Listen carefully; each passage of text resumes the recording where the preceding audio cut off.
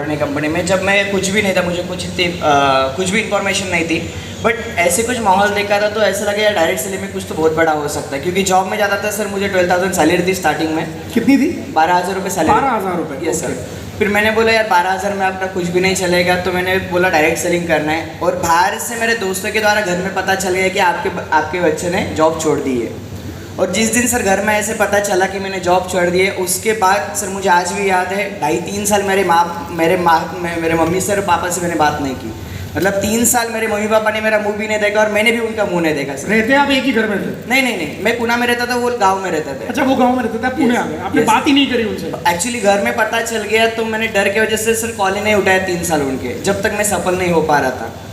और 3 साल मतलब मुझे पता है, और घर वालों को मैं बात करता तो मुझे पता था कि ये मुझे डिस्ट्रैक्ट करेंगे, इमोशनल कर देंगे, क्योंकि पुरानी ऑर्गेनाइजेशन बहुत अलग थी सर।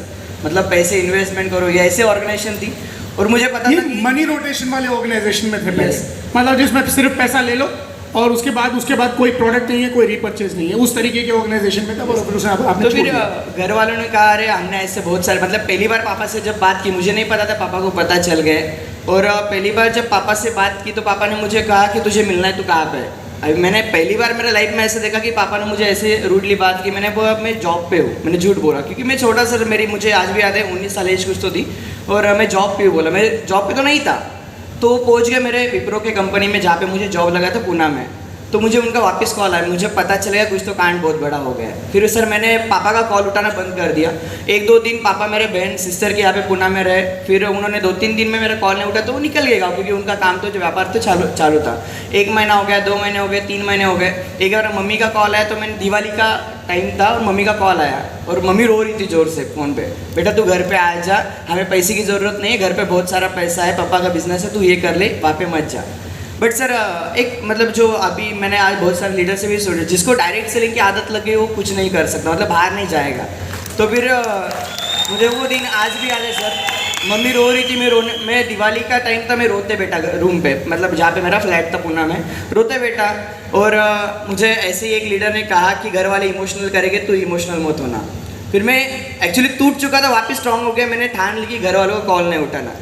फिर एक दिन वापस पापा का कॉल आया, मेरे हिसाब से दिवाली के 2-3 दिन बाद कॉल आया, और उन्होंने मुझे डायरेक्टली कहा कि तेरा और हमारा रिश्ता आज से खत्म, तुझे जो करना है तू कर ले, हमें पता है तेरी बर्बादी फिक्स है। अच्छा, बर्बादी फिक्स कर दी पापा मुझे आज भी रहते, मेरे पापा अभी भी सुन रहे होंगे, क्योंकि लाइव उनका चल वो सुन रहे होंगे। तो उन्होंने मुझे कहा था तेरी बर्बादी फिक्स है, तू इसमें मत पड़, तू दूध बेच चलेगा बट तू ऐसे बिजनेस मत कर। तो मैंने कहा नहीं, मैं ये करूँगा, मैं सफल होऊंगा। बट सर वहाँ पे बहुत मेहनत करते थे, मुझे आज भी याद है सर। मैं अभी पुरुषोत्तम सर को सुन रहा था तो मेरे पुरानी यादें आ रही थी, क्योंकि हम सुबह 7 बजे घर से निकलते थे, रात को 9-9, 10-10 बजे तक, जब तक हमारा काम कंप्लीट नहीं होता हम लोग घर पे नहीं जाते थे, और वहाँ पे भी अच्छा मैं इनकम कर रहा था। बट एक बात ऐसी आई सर 2019 में, मुझे उठा के लेके गया देशपांडे सर के सामने, मुझे कई लोगों ने उठा के लेके गए, मतलब मुझे झूठ बोल के उनके पास लेके गया। मतलब मेरी रियल स्टोरी देखा जाए तो वेस्टेज की जर्नी ऐसी शुरुआत हुई, मुझे झूठ बोला गया कि आप मतलब मेरा कुछ तो उनका पर्सनल एक ये था, तो उनको आपको सिर्फ वहाँ पे 5 मिनट का काम है। बोला मैंने देशपांडे सर मुझे हर टाइम क्या करते थे, लोगों के पे आउट बेचते थे यहाँ के यूथ के। फिर मैं क्या करता था, मैं मेरे उधर के पे आउट बेचता था, ये मेरे भी पे आउट है यहाँ पे, मतलब मैं ऑलरेडी पुराने कंपनी में अच्छा इनकम कर रहा था। तो फिर मैं उनको मेरा पे आउट बेचता था, वो मेरा मतलब हमारी सामने कभी मुलाकात नहीं होती थी। एक दिन उन्होंने मुझे बोला कि सिर्फ तू 5 मिनट, मतलब मुझे उनके पास, मैं बोला मैं नहीं आऊँगा। मैं उनके ऑफिस के नज़दीक गया और मुझे कई लोगों ने उठा के डायरेक्ट ऑफिस में उनके सामने बिठाया। तकरीबन मुझे याद है सर 17 सितंबर 2019 की बात है, हमारी 4-5 घंटे मीटिंग चली। पहले तो मैं ऐसे अकड़ में बैठा था, अरे ये क्या मुझे बताएंगे, मैं तो ऑलरेडी पैसा कमा रहा हूँ, क्योंकि सर 19 साल में 50,000 कमा रहा था उस टाइम। मेरे लिए वो बहुत बड़ी बात थी, क्योंकि 12,000 की सैलरी का और 50,000 कहाँ पे। और मैंने फिर सर के सामने बहुत अकड़ के मैं बैठा था, यार तुम कितना भी करो मैं टूटूंगा नहीं, जैसे खून में घुसा था XYZ। तो फिर मैंने बोला, फिर आखिरी में सर ने एक बात पूछी, तुम पैसे कमा रहे, तुम्हारे साथ कितने लोग पैसा कमा रहे? मेरे दिल में सर वो बात लगी, मेरे सच्ची मन में आया कि मेरे साथ एक पर्सन नहीं था जिसका पे आउट था।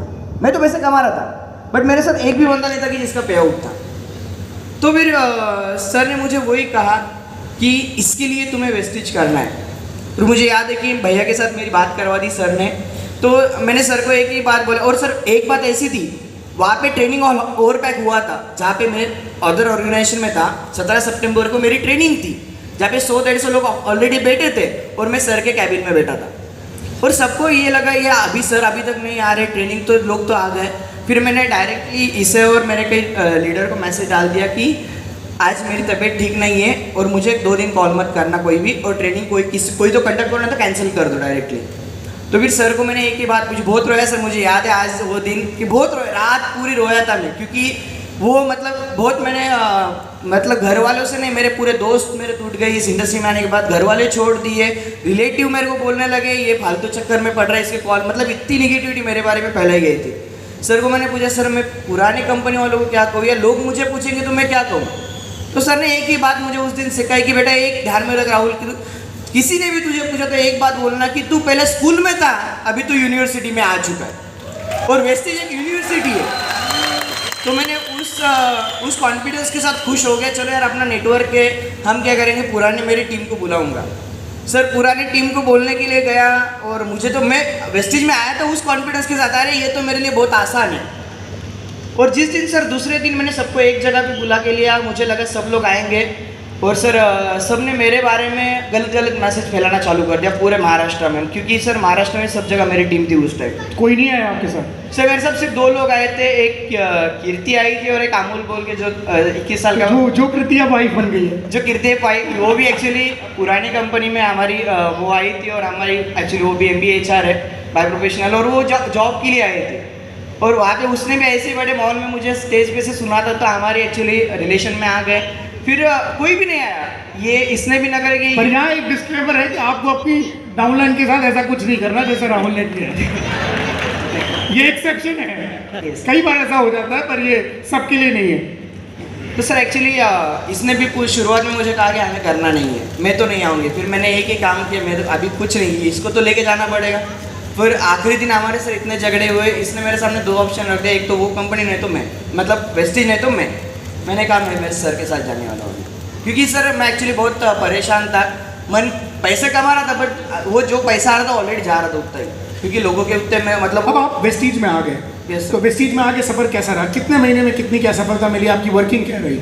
आपकी एज लगभग क्या थी? 21 साल थी उस समय जब आप वेस्टीज में आए? 22 साल थी आपकी एज जब आप वेस्टीज में आए। तो उसके बाद क्या रहा? आप लोगों के पास कैसे जाते थे, किसको अप्रोच करते थे? सिर्फ यूथ को ही अप्रोच करते थे? पहले 6 महीने तो सर मैं पागल बन गया था, कुछ भी समझ में नहीं आ रहा था करना क्या है एक्चुअली, क्योंकि वो अलग ऑर्गेनाइजेशन, यहाँ पे कुछ भी नहीं समझ में आ रहा था। फिर बाद में सर ने मुझे कहा कि 6-36-216 ये आपको फॉलो करना है, पहले आप कोर बन जाओ, आप गो गेटर बन जाओ। मुझे वो बात समझ में आ गई सर। फिर हमने कोर गो गेटर समझ में आ गया। यस। जितने लोगों को कोर गो गेटर अभी समझ में नहीं आ रहा, कृपया करके समझ लें, क्योंकि ये वही करके यहाँ पे बैठे हैं आज। तो सर फिर एक बात समझ में आ गई कि हमें करना है एक ही काम में। मैंने क्राउन क्लब भी माइंड में नहीं डाला, सिर्फ कोर और गो गेटर, कोर और गो गेटर, यही सिस्टम दिमाग में डाल दी सिर्फ कि मुझे क्या करना है, मुझे एक को कोर बनाना है, उसको गो गेटर बनाना है। फिर उसके साथ हमने काम करना शुरू किया सर। पहले 6-7 महीने मुझे तकलीफें आई, बट एक्चुअली बिजनेस, क्योंकि हम ज्वाइन हुए और लॉकडाउन आया। पहले मुझे आज भी याद है, मैं कहना चाहूँगा, हम सूरत में पहला FRU अटेंड किए थे, मुझे याद है आखिरी से 2 या तीसरे लाइन में था मैं, और उस FRU से मेरा एक्चुअली निर्णय हुआ था, तब आया था तो 3 लोगों के साथ आया, इस टाइम आया तो 40 लोगों के साथ FRU के लिए आया हूँ।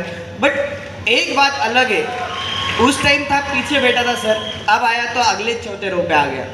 सिर्फ फर्क इतना ही रहा उसमें कि शुरुआत में दिक्कतें बहुत आ रही थी, बट एक बात समझ में आ गई कि यहाँ पे बहुत बड़ा कुछ होने वाला है। जैसे भैया ने भी कहा कि यहाँ पे बहुत बड़ा हम लोग निर्णय ले सकते हैं। सर यहाँ से गए और लॉकडाउन चालू हो गया वापिस, मतलब पहले ही परेशानियाँ में थे और लॉकडाउन आके और परेशानियाँ बढ़ गई। फिर एक बेनिफिट था, ये सीखी हुई थी, मेरा एजुकेशन के डिप्लोमा था तो इसका नॉलेज नहीं था। तो इसने कहा हम लोग, जैसे विनिंग टीम ने पहली जूम मीटिंग की, हम मुझे कुछ भी नहीं, मतलब एक्चुअली जूम भी मैंने ओपन नहीं किया था, तो हमने जूम ऐप ओपन किया, फिर हमने प्लान शो चालू किए जूम के द्वारा।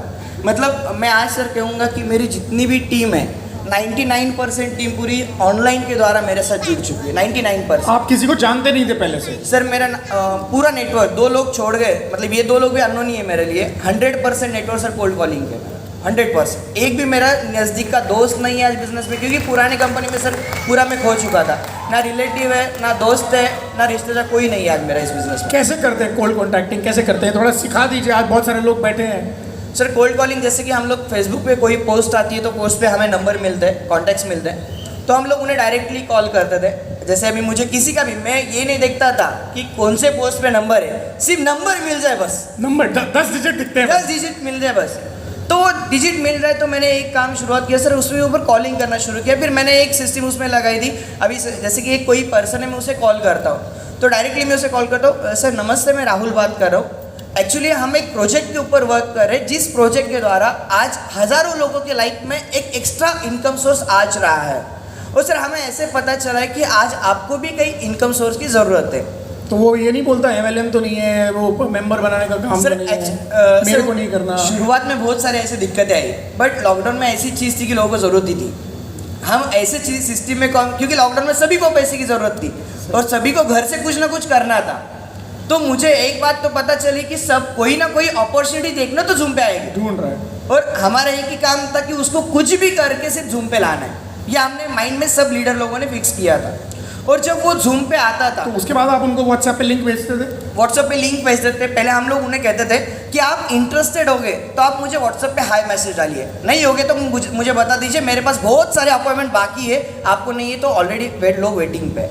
ये लाइन, ये हाईलाइट करने की लाइन है, अंडरलाइन, कि अगर आप इंटरेस्टेड हो तो हाई भेजे, वरना हमारे पास बहुत सारे और लोग हैं जिनको हमको इनवाइट करना है। सामने वाले की ईगो भी हर्ट नहीं होनी चाहिए, हमें किसी की ईगो हर्ट नहीं करना है, पर उसे ये बता देना है कि हमारे पास बहुत सारे और, हम बहुत बिजी हैं, हमारे पास बहुत सारे और अपॉइंटमेंट्स हैं, प्लीज़। तो फिर सर हमने देखा उसमें रेशो बहुत बढ़ने लगा।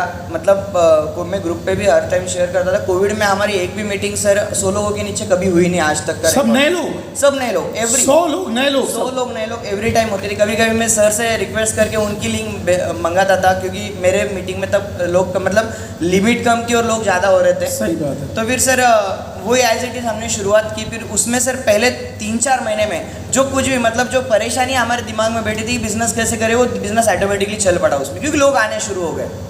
और सर फिर वही करते करते फिर बहुत सारे वापस टीम आई, टीम गई, ये दिक्कतें तो शुरुआत हुई, ऊपर नीचे होता है, ये बिजनेस है। Yes, but sir after Covid के बाद जब हमने एक देखा तो सर हमने एक्चुअली सर मैक्सिमम मेरा 90% बिजनेस हमने एग्रीकल्चर में खड़ा किया था, क्योंकि मैं गाँव में था उस टाइम। और मुझे एक बात पता, क्योंकि कोविड के वेस्टेज में आने के बाद तो हमारा सब घर वालों ने एक्सेप्ट कर दिया था, मतलब वेस्टेज में आने के बाद, क्योंकि वेस्टेज के प्रोडक्ट्स के रिजल्ट इतने आए, मतलब हमारी शादी भी वेस्टेज के प्रोडक्ट की वजह से हुई है। ये हमारे पास हमारे पास एग्जाम्पल है, क्योंकि एक रियलिटी हमने देखा जाए तो घर वालों को पॉजिटिव करने के लिए हमने कई वेस्टेज के प्रोडक्ट शेयर किए, सर के साथ बात करवा दी। और सर को मुझे याद है, मेरे पापा का सर को रात को 1 बजे कॉल आया था, क्योंकि सर के बारे में पापा को पता था।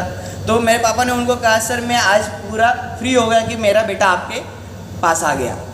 जो बुरी अपलाइन मेंटर की इसीलिए ज़रूरत है, एक अपलाइन मेंटर इसीलिए ज़रूरत है कि हमारे घर वालों को भी, जो घर वाले अगर सपोर्ट नहीं कर रहे हैं, तो ये आज एक अपॉइंटमेंट फिक्स कीजिए अपनी अपलाइन मेंटर के साथ उनका, वो उनको भरोसा दिलाएंगे कि you are in safe hands, आपका बच्चा या आप खुद सेफ हैंड्स में हैं।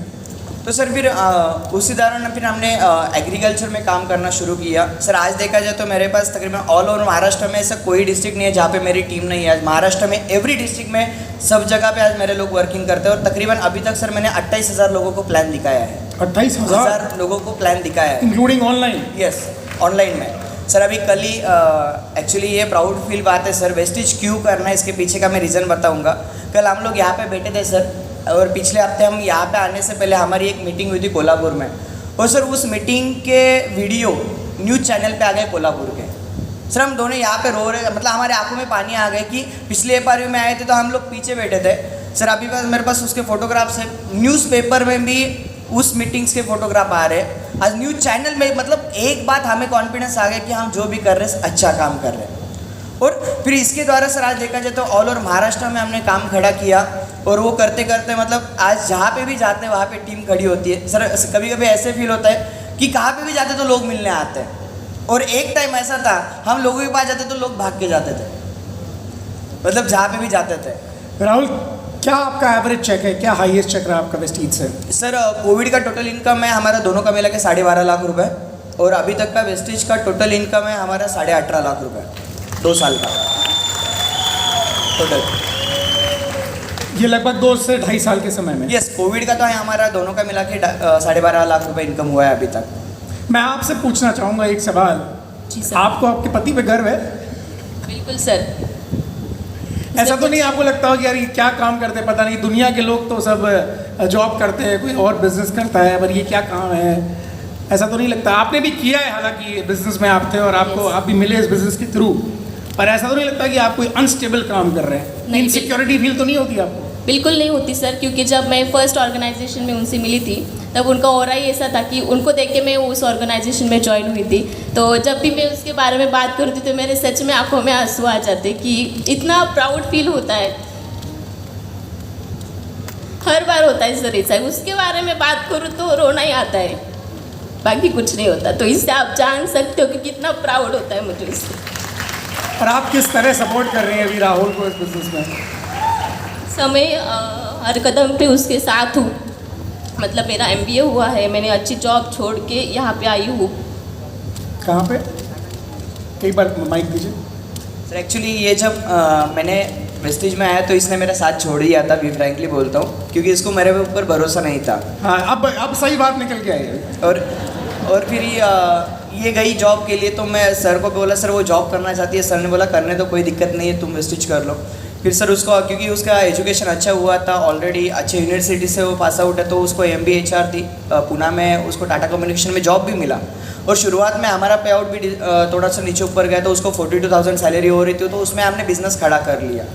तो ऐसे करते करते उसको मतलब एक्चुअली हेल्थ तो आज देखा जाए तो हम दोनों career as a full time इसमें आज हमारे साथ पूरी टीम हमारे साथ फुल टाइम में वर्क कर रही है।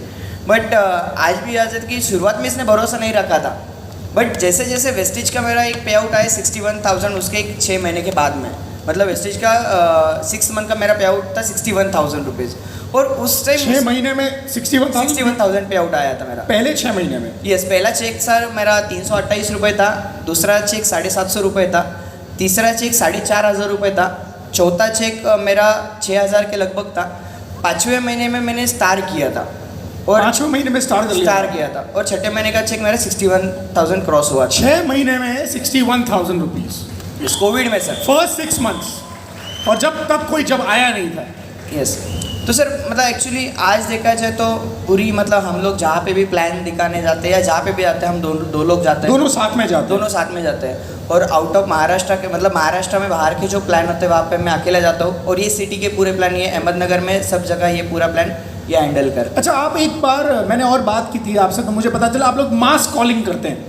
यस। तो मास कॉलिंग कैसे करते हैं एक बार बता दीजिए। कितने लोग बैठते हैं एक साथ एक जगह पे, और कैसे कॉल्स करते हैं, कितने लोगों को टच करते हैं, और कितने लोगों की फिर मीटिंग करते हैं? एक्चुअली सर यहाँ पे मेरा पूरा ग्रुप आया है अहमदनगर का। हम लोग क्या करते हैं कि हम जहाँ से भी नंबर मिलता है, हमें नंबर का, हम सर जाते जैसे रास्ते में बोर्ड पे भी नंबर दिखा तो वो नंबर हमारा, रास्ते में बोर्ड पे नंबर मिला तो वो नंबर, कृषि सेवा केंद्र दिख गया वो नंबर हमारा, टेलर वाला दिख गया वो नंबर हमारा, जहाँ पे नंबर दिख गया वो नंबर हमारा होता है। मतलब 10 डिजिट का जो नंबर है वो इनका है, वो हमारा है। बाकी सर उसका प्रॉब्लम है करना नहीं करना है, हमारा प्रॉब्लम है प्लान दिखाना है, ये बात है।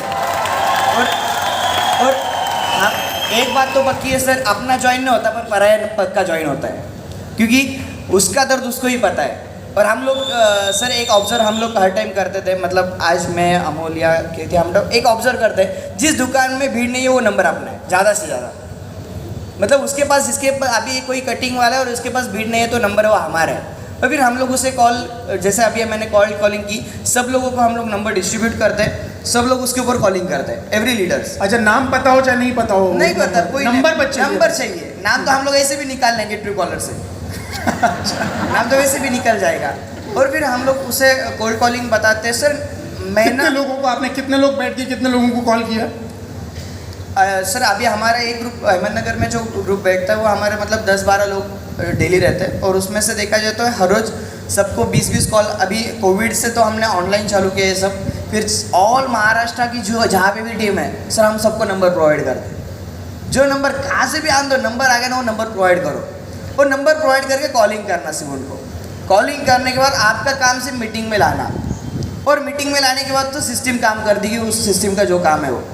तो सर उसका रेशो हमने देखा, कोविड में बहुत बड़ा रेशो हमारे पास आया, इतनी बड़ी टीम बन गई सर कोविड में। मतलब आज भी हम लोग सर जा रहे हैं, जहाँ पे भी जाते वहाँ पे टीम, मतलब ऐसा कोई शहर नहीं रहा महाराष्ट्र में जहाँ पे टीम नहीं है आज। तो अभी कोविड के बाद भी अब ये काम कर रहे हैं मास कॉलिंग वाला? सर अभी एक्चुअली उसमें देखा जाए जहाँ पे हमने कोविड में काम किया था वहाँ पे अभी हम लीडर लोग वहाँ पे जा रहे हैं, जहाँ पे कोई भी एक सिंगल बंदा है वहाँ पे जाना, उसके हाउस मीटिंग, क्योंकि अभी तो सर अब वो बेस खड़ा हो गया, उसके बाद अब डेप्थ बिल्डिंग चल रही है। यस, अभी हाउस मीटिंग के ऊपर सर जोर लगा रहे हैं हम लोग। जहाँ पे भी जाते हैं हाउस मीटिंग इतनी बढ़ रही है, मतलब सर मैं कोल्हापुर में जब भी जाता हूँ, जैसे सर दिन के मेरे 12 प्लान होते हैं आज भी। सुबह के 12 प्लान? यस, यहाँ पे सब लोग हैं सर मेरे प्रूफ के लिए। सुबह 6 बजे हमारा पहला प्लान शुरू होता है, रात का 12, 1, 2 कोई मैटर नहीं। सुबह 6 बजे? यस। लोग उठते नहीं, आप प्लान दिखा देते? किसान उठ जाते हैं। किसान उठ जाता है तो एग्री पे काम हो सकता है? यस, किसान उठ जाते हैं, बाकी कोई नहीं उठता तो किसान उठता है, और जो उठा है उसके साथ चालू हो जाते हैं। यस। और सर एक्चुअली वो नहीं, हम पहले ही अपॉइंटमेंट बोल देते भाई, मतलब एक्चुअली सर हम लोग वैल्यू क्रिएशन बहुत रखते हैं। वैल्यू क्रिएशन मतलब मैं इनकी मीटिंग लेने जा रहा हूँ, तो मैं इन्हें कहता हूँ कि आप उन्हें कहना कि मेरे अपलाइन आने वाले, तू टाइम पे तैयार रहे, मेरे अपलाइन टाइम पे आएंगे। तो वैल्यू रहने की वजह से आगे वाले के सामने हमारी इमेज स्ट्रॉन्ग बनती है, और जब भी हम जो भी प्लान बताते हैं ऑन द स्पॉट ज्वाइनिंग निकल जाती है उसके वजह से। और सर इसका एक बेनिफिट होता है कि मतलब हमसे बहुत सारी गलतियाँ हुई, बट मतलब एक्चुअली टूल्स ये बहुत, मैंने आपको भी अभी डाला सर, जितने भी लोग हैं सब ने आज टूल्स ले लिए। एक सवाल मैं पूछना चाहता हूँ, आज कितने रुपए के टूल्स खरीदे आपने? सर आज 25,000 के टूल्स अभी ले लिए मैंने, और अभी हमारे अभी जाने के बाद हमारा टारगेट है 1 लाख रुपए के सबके मिला के टूल्स मंगवाने। आज इन्होंने 25,000 के टूल खरीदे हैं बाहर से, मुझे फोटो भेजी थी इन्होंने। अभी आपने लिया कि नहीं लिया, अपनी टीम के लिए निर्णय, आपने खुद अपने लिए, ये निर्णय आपका अपना होता है, टीम तो फॉलो करती है। राहुल ने डिसाइड किया कि मुझे 25,000 के टूल्स लेने हैं, ये निर्णय लिया, टीम ने फॉलो किया, और अभी जाके 1 लाख रुपए के ऑर्डर करने वाले हैं। अभी सबके मिला के हम लोग 1 लाख के ऑर्डर वापस ला रहे हैं। लेकिन राहुल, वो समय था जब तुम टूल को फॉलो नहीं करते थे, तुम टूल्स लेते नहीं थे, तुम्हारा बिजनेस बढ़ नहीं रहा था। वो कैसे टर्निंग पॉइंट आया जब तुम टूल्स लेना शुरू किया तुमने? Yes sir. एक समय ऐसा था जब आप फॉलो नहीं करते थे सिस्टम को, या टूल्स नहीं लेते थे, टूल को प्रमोट नहीं करते थे। उस समय में क्या नुकसान आपने झेला और अब वो क्या बदल गया? सर एक्चुअली एक बात देखा जाए, ये मॉनिटर थोड़ा सा ठीक काम नहीं कर रहा है, स्टेज का मॉनिटर कंसोल, अगर मेरी आवाज़ सुन रहे हैं, इसीलिए उनकी आवाज़ भी सुनाई नहीं थी। थोड़ा मॉनिटर एक बार चेक कीजिए please, thank you. Actually sir पहले टूल्स नहीं, तो मैं सच ही बोलता हूँ, मेरे पास लीडरशिप कभी क्रिएट नहीं हुई विदाउट टूल्स, कुछ भी। मतलब आज हमने, मुझे याद है हमारा जो भी बिजनेस आज खड़ा हो रहा है, लीडरशिप जो खड़ी हो रही है वो सीईपी के ऊपर हो रही है, टूल्स कुछ भी नहीं थे सर। मतलब मैंने ही एक्चुअली, मेरी सबसे बड़ी गलती मैं आज सबके सामने कबूल कर सकता हूँ कि मैंने टूल्स एक्सीलेटर में लिया था सर पिछले, ये मेरी सबसे बड़ी गलती। बट जब मैंने टूल्स लिया सर, उस दिन पता चला टूल्स में बहुत ताकत है। यार ये तो बिजनेस बहुत सिंपल है, मतलब हम दोनों हर टाइम एक दूसरे को बोलते हैं यार इतना सिंपल बिजनेस है, हमने क्यों इतना मुश्किल कर लिया। मतलब ये हमारा, क्योंकि भैया ने हमें मुंबई में कहा था कि टूल्स यहाँ पे अवेलेबल है। मैंने संदीप सर से हमारे लिए एक टूल ले ली। मैंने जाने के बाद पहले हमने पूरे टूल्स देख लिए, हमने गेट स्टार्टेड एवरी डे पढ़ते, हर रोज़ पहले सीईपी शुरुआत होने से पहले हमने क्या किया, गेट स्टार्टेड पढ़ना शुरू किया। और उसमें जो भी बोला जाता है, एक बात मुझे बहुत पसंद है, उसमें खुद का दिमाग मत लगाओ, जो उसमें कहा गया है। तो फिर उसमें सर सीईपी में आज लोग अट्रैक्ट हो गए। आज मेरे ग्रुप में भी सीईपी, जो सीईपी 1 साल 2 साल सीईपी नहीं थे, आज सबके पास सीईपी आना शुरू हो गया। आज टूल सभी के पास आ गए। मतलब मैं अभी कीर्ति को एक ही बात बोला सर वहाँ पे, कीर्ति यार अपन तो अभी छूट पड़े, क्योंकि सबके पास टूल्स आ गए। क्योंकि मेरा काम था उनके पास सिर्फ टूल्स भेजना, अभी सिस्टम काम करने वाली यहाँ पे। और अभी तो इतना भरोसा हो गया कि सिस्टम में बहुत ताकत है। Right, thank you so much Rahul. आपने राहुल की बातों से बहुत कुछ सीखा होगा, और अभी तक अगर आपने टूल्स पे इन्वेस्टमेंट नहीं की है, या आप सोच रहे थे कि टूल के पैसे बचा लें, तो पैसे बचाने से बहुत सारे पैसे नहीं आएंगे। थोड़ा सा इन्वेस्टमेंट करना होगा टूल्स पे, सीईपी पे। वन टाइम इन्वेस्टमेंट है, हर एक आदमी को एक ही बार तो खरीदना है, ऐसा तो है नहीं कि कोई बार बार खरीदना है। हर एक आदमी को एक बार खरीदना है, उनसे सीखना है और उसी को प्रमोट करना है। Thank you so much Rahul और कीर्ति। मैं मूव ऑन कर रहा हूँ। जयराम सेंदर जी को माइक दे दीजिए प्लीज़। जयराम जी, आप एक सीनियर लेवल पे यहाँ पर हैं। देखिए, जितने यहाँ पे एक क्राइटेरिया है पैनल में आने का, डायमंड एंड अबव को ही हम इनवाइट करते हैं पैनल में। जयराम सेंदर जी को मैंने इनवाइट किया है। जयराम जी का लेवल है DCD, आप डबल क्राउन डायरेक्टर हैं। पर जयराम जी, मैं थोड़ा सा बैकग्राउंड में जाना चाहता हूँ कि आपकी लाइफ कैसी रही, बैकग्राउंड कैसा रहा इस बिजनेस